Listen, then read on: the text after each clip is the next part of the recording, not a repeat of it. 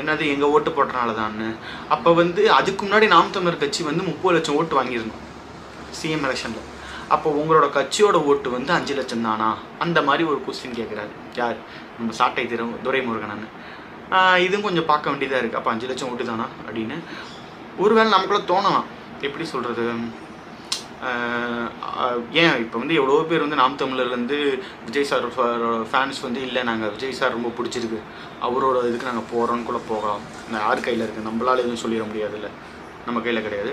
ஒரு சில பேர் இல்லை நாங்கள் வந்து கட்சி வந்து ஒரு கொள்கை ஒரு சித்தாந்தத்தோடு நோக்கி போயிட்டுருக்காங்க தமிழ் தேசியம்னு சொல்லிட்டு, அப்படி இருக்காங்க நாங்கள் நாம் தமிழர் சீமானவங்க தான் நிற்கும்னு சொல்லிட்டுன்னு கூட எவ்வளோ விஜய் ஃபேன்ஸ் அப்படி இருக்காங்க. அது நம்ம கையில் இல்லை. அது எலெக்ஷன் ரிசல்ட் அப்போ தான் தெரியும்.